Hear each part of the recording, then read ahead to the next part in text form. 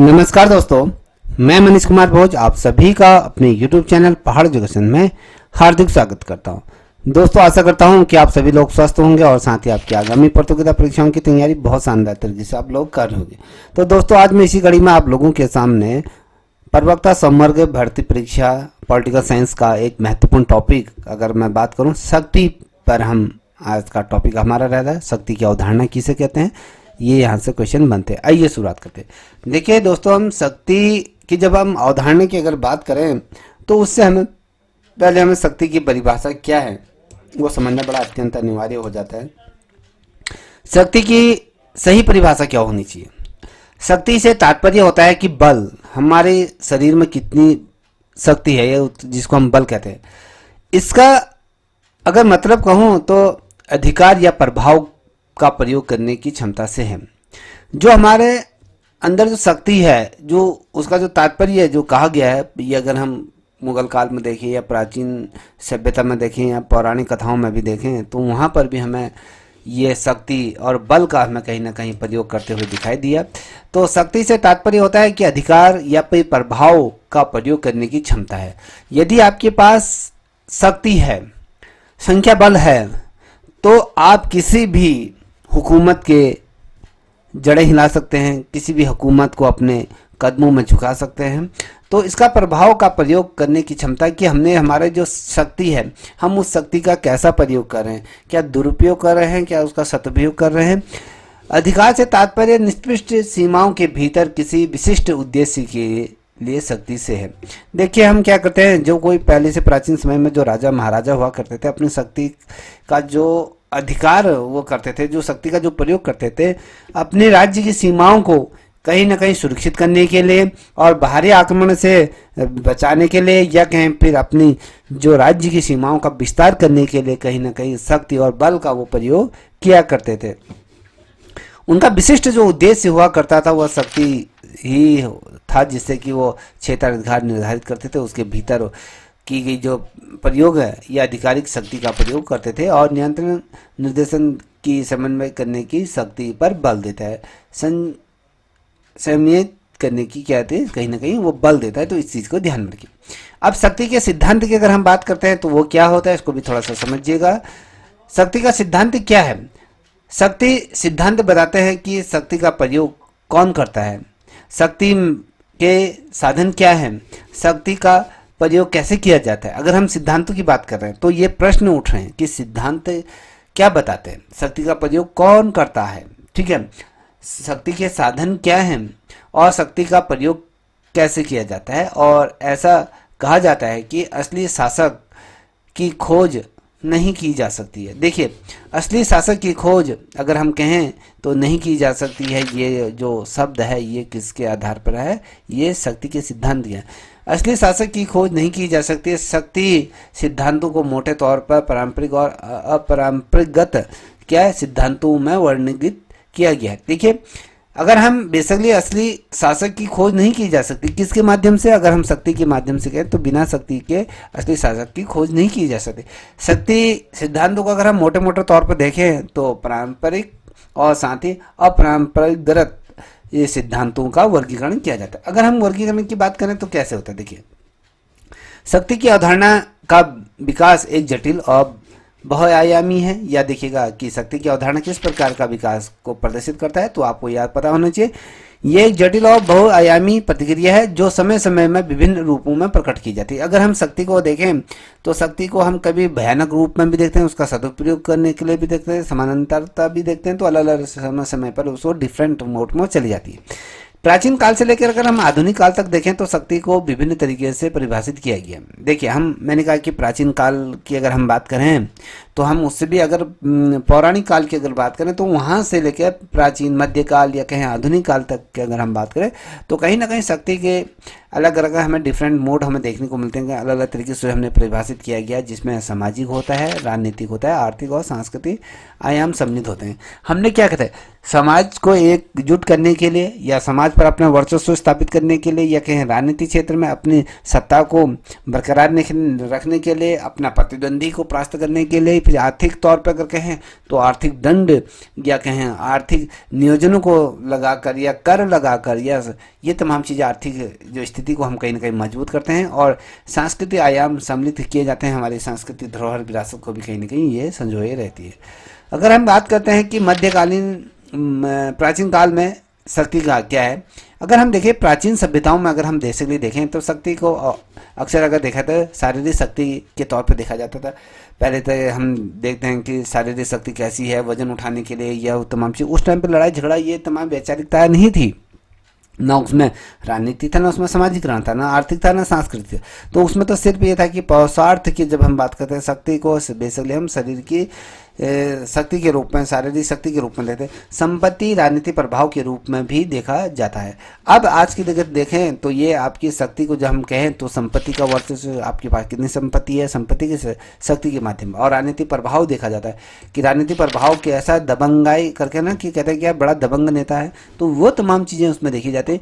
साम्राज्य का निर्माण और शासन शक्ति का केंद्रीकरण और नियंत्रण का प्रतीक होता है। अगर हमें अपना शासन व्यवस्था को संचालित करना है, मान लीजिए अगर भारत को संचालित करना है, किसी राज्य को संचालित करना है, आपके पास वहाँ पर पुलिस फोर्सेस होनी चाहिए, आपके जो जमीनी कार्यकर्ताएं हैं या अपनी वैचारिक शब्दावली के माध्यम से। तो बेसिकली कहीं ना कहीं केंद्र में रहते हुए हम बेशक कहें तो इसका केंद्र बिंदु कौन सा होता है, समाज का निर्माण और शासन का जो केंद्र बिंदु होता है वो शक्ति होती है, या कहीं शक्ति के द्वारा उसको नियंत्रण के रूप में, प्रतीक के रूप में माना जाता है। ईसाई धर्म हो या इस्लाम धर्म जैसे धर्मों ने शक्ति का कोई महत्वपूर्ण और अवधारणा के रूप में प्रस्तुत किया।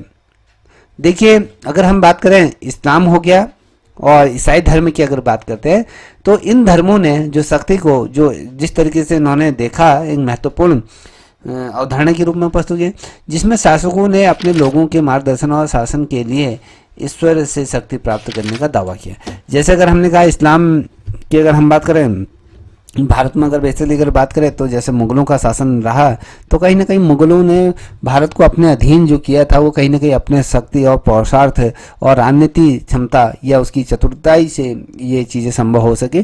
तो उनका केंद्र बिंदु क्या था, अगर हम बेसिकली करें पूरे भारतवर्ष में, अगर हम कहें ब्रिटिशरों ने हुकूमत करी हो या मुगलों ने हुकूमत करी, तो उनका बेसिक क्या था, शक्ति। शक्ति का केंद्र बिंदु क्या था, जो उनके पास अपार शक्तियाँ थी या फिर आधुनिक हथियार थे या सैन्य बल थे या फिर उनकी राजनीतिक थी या सामाजिक विरासत को किस तरीके से संजोना था, वो तमाम चीज़ें थी। बेसिकली उनका मानना यह था कि शासन के लिए कहीं ना कहीं ईश्वर से शक्ति प्राप्त होने का इनका दावा है। अब हमने तो प्राचीन तौर पे बात करें, अब हम मध्यकाल की अगर बात करेंगे, मध्य युग में अगर हम बात करें तो मध्य युग में शक्ति का केंद्र बिंदु भू राजनीति शक्ति और चर्चा की शक्ति थी। देखिए मध्यकाल में धीरे धीरे जैसे जैसा विकास हुआ तो हमने कहीं ना कहीं भू राजनीति की शक्तियों को और उस पर चर्चा करी। सामंतवाद की स्थापना हुई जिसमें शक्तिशाली भू मालिकों के पास स्थानीय स्तर पर शक्ति और साथ ही नियंत्रण था। देखिए जिसके पास जितनी भूमि होगी वो उतना शक्तिशाली राजा होगा, उसके पास वो उतना शक्तिशाली स्थानीय स्तर पर उसकी शक्ति होगी। मान लीजिए किसी राजा के पास 4-5 राज्य हैं तो सोच लीजिएगा 4-5 राज्य हैं तो उसके पास शक्ति का वर्चस्व कितना हो रहा होगा। तो चर्च ने धर्म और शिक्षा के माध्यम से शक्ति का एक महत्वपूर्ण स्रोत माना। चर्च ने भी इस चीज़ को स्पष्ट किया है कि भैया कि शिक्षा के माध्यम से अगर हम कहें तो शक्ति को एक महत्वपूर्ण हथियार के रूप में माना। अगर हम आधुनिक तौर पर अगर देखें, आज की तिथि में देखें तो आज की तिथि में देखिए आधुनिक काल में अगर शक्ति का प्रयोग करें तो आधुनिक काल में शक्ति का अर्थ व्यापक हुआ है। आज की डेट में देखें तो इसका व्यापक और ज़्यादा सुदृढ़ हो चुका है, जिसमें सामाजिक, आर्थिक और राजनीतिक और सांस्कृतिक चीज़ें सम्मिलित होती हैं। शक्ति के अंतर्गत, शक्ति का प्रभाव के अंतर्गत अगर हम देखें तो उसका व्यापक अर्थ किस में होगा, सामाजिक तौर पे होगा, सामाजिक आर्थिक तौर पे हो गया, राजनीतिक और सांस्कृतिक विरासत के रूप में या इन चीज़ों को शामिल किया जाता है।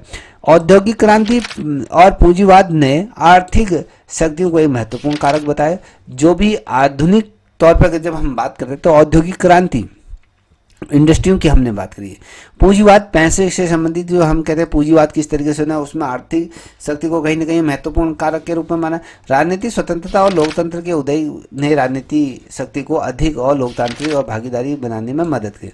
देखिए जो हम अगर कहें शक्ति की अवधारणा की बात करें तो इसने जो राजनीति चेतना थी उसमें कहीं ना कहीं स्वतंत्रता लाई और लोकतंत्र को कहीं ना कहीं उसके उदय होने में उसका महत्वपूर्ण योगदान रहा और साथ ही शक्ति को कहीं ना कहीं लोकतांत्रिक और उसकी भागीदारी के रूप में देखा जाता है। अब यहाँ पर आप देख पा रहे हो सांस्कृतिक शक्ति जो विचारों और मूल्यों और विचारों को प्रभावित करने की क्षमता से जुड़ी हुई होती है उसकी अवधारणा। अगर हम 20वीं शताब्दी की बात करें तो 20वीं शताब्दी में क्या है, 20वीं शताब्दी में शक्ति को विभिन्न राजनीति और जो आर्थिक सिद्धांतों के संदर्भ में अधिक रूप में परिभाषित किया गया है।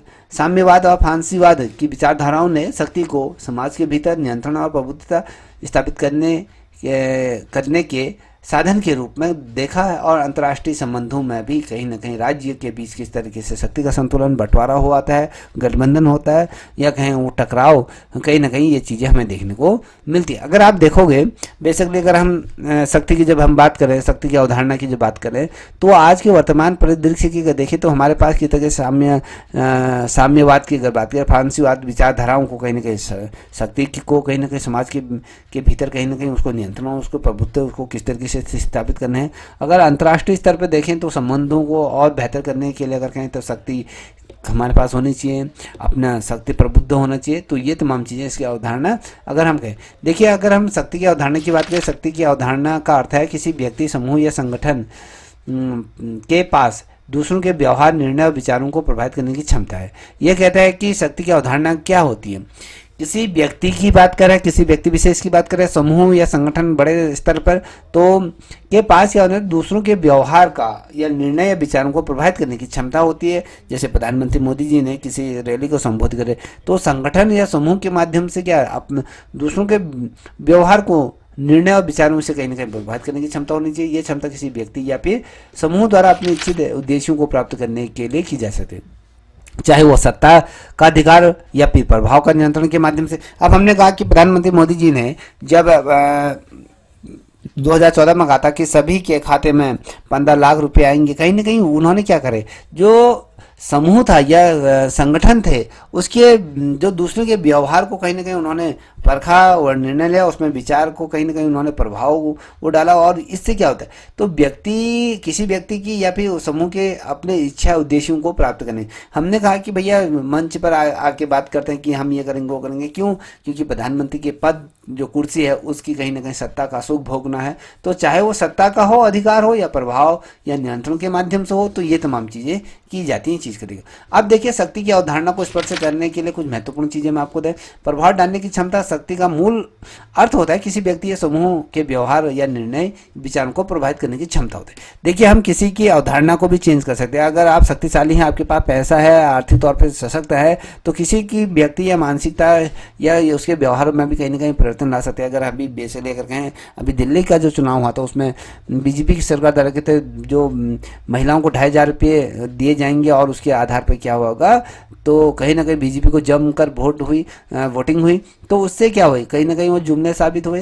तो ये क्या होता है, वो प्रभाव डालने की क्षमता होती है। ठीक है, शक्ति का मूल उद्देश्य होता है अपने संसाधनों का या अपने शक्ति का प्रयोग करके दूसरे समूह के व्यवहार और उनके निर्णयों में विचारों को कहीं ना कहीं प्रभावित करने की क्षमता होनी चाहिए।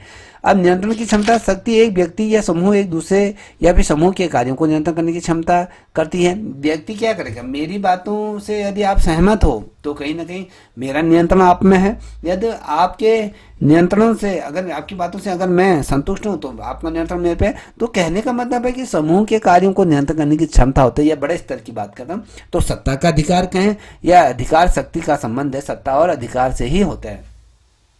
जब मैं सत्ता का उपभोग की बात करता हूं तो ये लेके चलिए कि उसमें सत्ता भी आ रही है और अधिकार, शक्ति का कहीं ना कहीं संबंध हमें सत्ता और अधिकार में भी कहीं ना कहीं देखने को मिल जाए।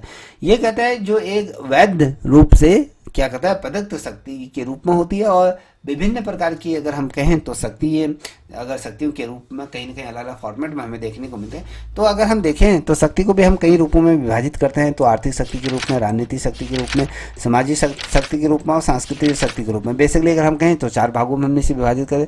तो शक्ति के रूप में हमने किस तरह, शक्ति का उपयोग रचनात्मक और विनाशकारी दोनों तरीके से हो सकता है। याद रखिएगा, तो हमने कहा कि शक्ति का उपयोग किस तरीके से होता है। तो शक्ति का उपयोग अगर हम कहें तो उसका उपयोग रचनात्मक हो सकता है, विनाशकारी दोनों हो सकता है। रचनात्मक शक्ति में शक्ति का उपयोग सामाजिक सुधार और विकास के लिए किया जा सकता है, और जबकि विनाशकारी शक्ति का उपयोग क्या करके शक्ति का उपयोग शोषण या फिर अन्याय या संघर्ष के लिए किया जा सकता है। आज की तिथि में आप सभी लोग अगर रोजगार आप लोगों को प्राप्त नहीं है, या कहें आप अगर अपने हक अधिकारों की बात करते हैं या पोस्टर निकालने की बात करते हैं, तो आप पे पुलिस जब लाठीचार्ज करती है तो उससे क्या होता है, ये विनाशकारी शक्ति का प्रतीक होता है। ये विनाशकारिता का क्या है उपयोग करता है, उसमें आप पे लाठियां बांधी जाती है, आपका शोषण किया जाता है, आपके साथ अन्याय होता है और संघर्ष आप लोग करते हैं। तो ये क्या होता है, इस तरीके की चीज़ें यहाँ पर हमारे सामने देखने को मिल जाती। अब शक्ति की अवधारणाओं को और बेहतर तरीके से समझने के लिए मैंने कुछ चीज़ें रखी है। अब अगर राजनीतिक शक्ति की अगर बात करूँ तो इसको देखिए, एक नेता अपनी राजनीतिक शक्ति का उपयोग नीतियों को बनाने में लागू करने के लिए करता है। देखिए, एक जब राजनेता बनते हैं तो हमने शक्तियों का प्रयोग कैसे करते हैं। अगर वो सांसद है, अगर उनको कानून बनाने की शक्ति, अभी आपने देखा होगा वक्त वोट का बिल आ रहा है और साथ ही आपने ट्रिपल तलाक देखा होगा, ऐसे बहुत ढेर सारी चीज़ें होती हैं जो जनता जनार्दन के हित के लिए संसद के अंदर बैठे जो प्रतिनिधि हैं वो अपनी शक्तियों के प्रयोग से बेहतर कानून को लगा सकते हैं, या कहीं फिर ऐसी नीतियां बना सकती हैं जो समाज पर जबरदस्ती थोपी जा सकती है। जैसे हमने कहा जीएसटी है तो कहीं ना कहीं समाज में थोपी गई है, तो अगर बेहतर कार्य है, अगर हम कहें हमारा इंफ्रास्ट्रक्चर अच्छा हो रहा है, हमारा रोजगार अच्छा मिल रहा है, तो ये क्या होगा, कहीं ना कहीं ये चीज़ें होती हैं। आर्थिक शक्ति के एक अमीर व्यक्ति या समूह अपनी आर्थिक शक्ति का प्रयोग बाजार को नियंत्रण करने में या लाभ कमाने के लिए कर सकता है। जैसे आपने देखा होगा, इसका बेहतर उदाहरण आपको मैं दूं, आर्थिक शक्ति का मतलब है जैसे अब आपने देखा अनिल अंबानी ने जब अपने बेटे अनंत अंबानी की जब शादी करी थी तो उसमें उन्होंने बहुत ही 5,000 करोड़ रुपये की वो शादी थी, देश की सबसे महंगी शादी के रूप में थी। तो कहीं ना कहीं उन्होंने जितना पैसा व्यय किया था उसका 10 गुना या 100 गुना उन्होंने क्या करा, बाजार को नियंत्रण करने या बाजार से लाभ कमाने के लिए उन्होंने क्या करा। उसके बाद तुरंत ही आपने जो जियो के रेट चार्ज के रेट बना दिए अलग अलग तरीके से, तो वहीं से ही उन्होंने अगर करोड़ों सब्सक्राइबर उनके क्या हैं इसका प्रयोग करते हैं। तो अगर करोड़ों की अगर बात करें, अगर 10 करोड़ भी अगर है तो 5 करोड़ भी अगर लोग हैं, तो अगर हर कोई अगर 100 रुपये का अगर रिचार्ज करते हैं तो यहाँ पर आप देख लीजिए 100 करोड़ से भी ऊपर की संपत्ति या कहीं 100,000 करोड़ की संपत्ति अर्जित हो सकती है। तो ये शक्ति का रूप में। असामाजिक शक्ति की अगर बात करें तो ये प्रभावशाली व्यक्ति अपनी सामाजिक शक्ति का उपयोग दूसरों के विचारों और व्यवहार को प्रभावित कर सकता है। देखिए, हम सामाजिक शक्ति की हम बात करते हैं तो हम कहें हम एक अच्छे वक्ता है जो हम पर्यावरण के बारे में सोचते हैं, हमारे समाज के बारे में सोचते हैं, युवाओं के बारे में सोचते हैं, देश के बारे में सोचते हैं, किसान के बारे में सोचते हैं, तो ये क्या है, ये अपने विचारों से दूसरे व्यवहार को कहीं ना कहीं प्रेरित करने के लिए इन चीज़ों से कर सकते हैं। अब देखिए, अगर मैं शैक्षिक शक्ति की बात करूँ, एक शिक्षक अपनी जो शैक्षणिक शक्ति का उपयोग छात्रों के ज्ञान और कौशल को विकसित करने के लिए करता है। अब हमने पूरा निष्कर्ष क्या निकाला इसको देखिएगा। अगर मैं निष्कर्ष की बात करता हूँ तो शक्ति एक व्यापक अवधारणा है जो सामाजिक, राजनीतिक, आर्थिक संबंधों को कहीं ना कहीं महत्वपूर्ण भूमिका।